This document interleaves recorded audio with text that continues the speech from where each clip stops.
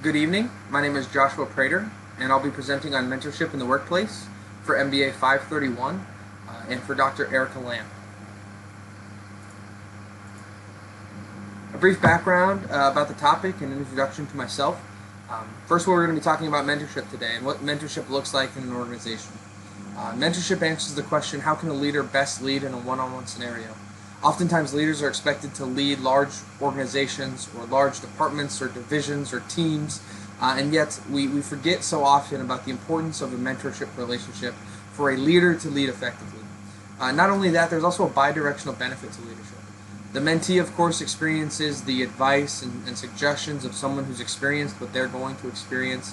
They experience inspiration, the chance to be strategic and long-term with their goals, and they're often challenged and held accountable.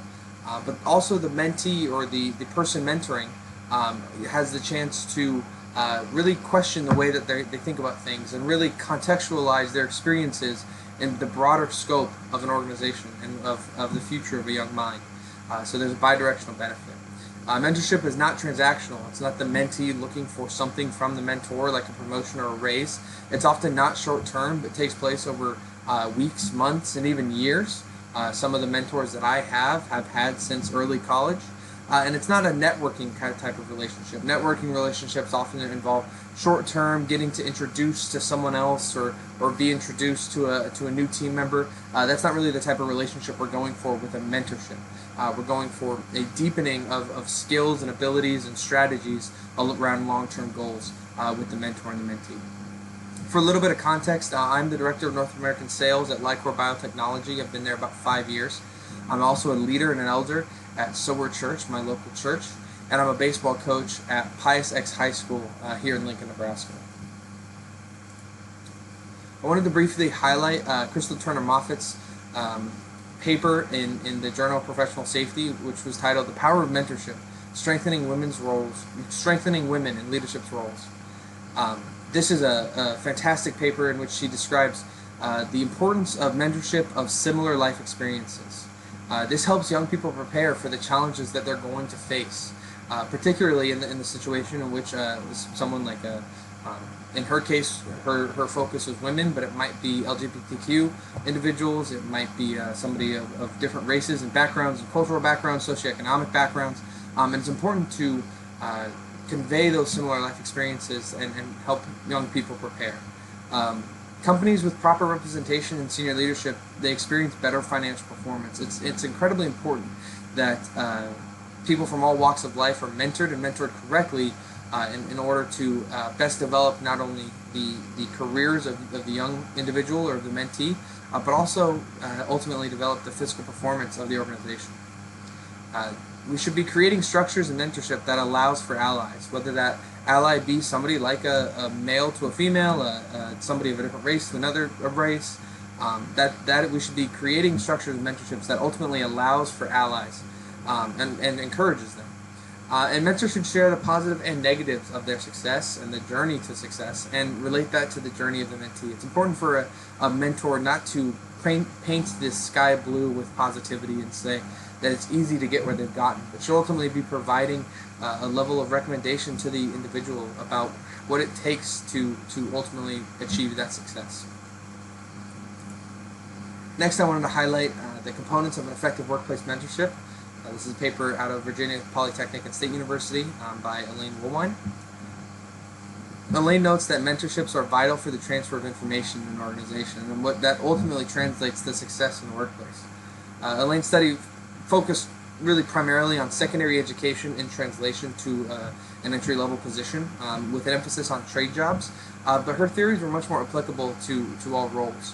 Her theory really centered around effective collaboration and mentorship as a knowledge transfer and a confidence builder into a role. And how important is it for a young individual to feel confident in their role in an organization and the ability to quickly transfer knowledge outside of traditional training methodologies. Traditional training methodologies, even with video and one-on-one trainings, job shadowing, these often take a lot of time to get knowledge transfer up and running. But a mentorship relationship really places value on the transfer of knowledge from the mentor to the mentee. Next, I want to talk about accountability, growth, and excellence. This paper out of Prairie View A&M University really focused on the goal of generating cross-cultural and cross-generational competency.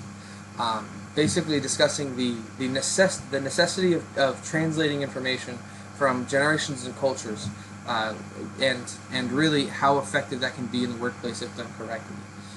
Accountability is core to mentorship, and the best action comes from ownership by both parties, especially when you have individuals of different cultures or of different generations that are both being held accountable to a common goal. Very quickly you begin to see the mentorship relationship develop and ultimately be extremely successful in generating competency and growth from those individuals. Mentorship also builds trust between generations, levels of leadership, and cultures. The more trust that an organization can build in between the levels and the separations that naturally occur through either promotions or different cultures or different generations, the more trust that can be built between those layers, the more accountability and growth that you're going to see from those different individuals working towards a common goal, which might be financial performance of the organization, might be, in the case of a baseball team, might be winning, in the case of a church, might be seeing growth and seeing individuals attend the church and really dive into the church. So there's a lot of opportunities for trust to be built between generations in the mentorship relationship. So let's talk about applying some of the theories that we've reviewed from these three papers. First, we're going to talk about application to Lycor Biosciences. As the Director of Sales, I'd like to develop and lead a mentorship program from the most entry-level sales employees to the senior leaders we have within our organization. To do so, I want to create monthly check-ins and goals, as well as accountability questions for senior team members to be able to ask these junior team members. I want to ensure that team members who wish to pursue leadership are successful in their mentorship.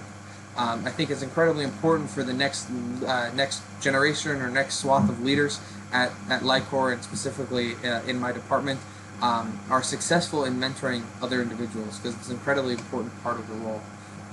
Personally, I want to reach out to at least 2 young leaders in the organization myself and try to develop a mentorship relationship with them, in which I can hopefully pass on some of the experiences I've had of very quick career growth, and the things that I'm looking forward to in the future. And finally, I will be seeking out a mentorship relationship with either a Lycor executive team member or another biotechnology organization, as I am not done in my growth. I'm not done in what I know or what I could know. And so it's important for me as someone who mentors individuals to also be seeking out mentors of my own. I also want to talk about applications at Sower Church. I would like to develop our discipleship group leaders. Sower Church has an organization in which we have pastors, and then elders, and then community group leaders, and then discipleship group leaders. Small group leaders whose goal is to really help people read the Word better, and usually are in groups of about 2 to 3, maybe 3 to 4. Currently, there's no real mentorship relationship that exists outside of potentially these people being part of a community group or a slightly larger group that allows them to meet with leaders on a semi-regular basis.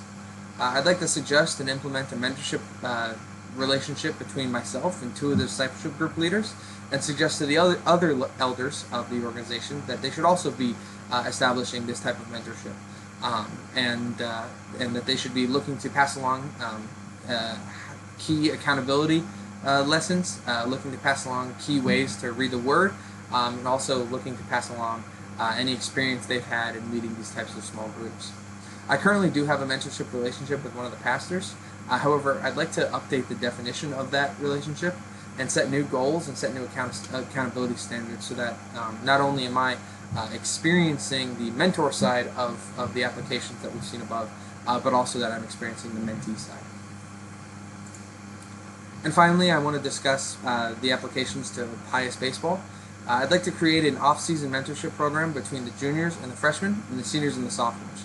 What this would allow for is a mentorship to take place over 2 years. The focus of this mentorship is ultimately going to be development both of skills and development of the mental side of baseball.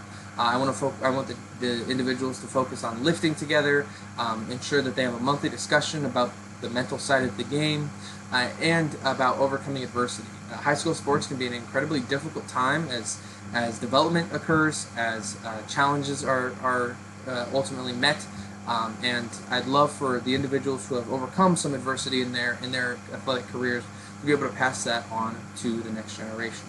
And the seniors and juniors will be held accountable to that relationship by coaches. I believe, if I consider the relationships I've seen currently, that freshmen and sophomores are really going to seek out and desire these types of relationships.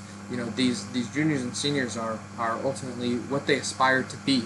And so a mentorship relationship should happen fairly naturally if the seniors and juniors are held accountable by the coaches. So I'll be suggesting that here shortly. These are my references. Thank you so much for your time, and if you have any questions, please feel free to reach out to me at joshua.prater@cune.org. Thank you.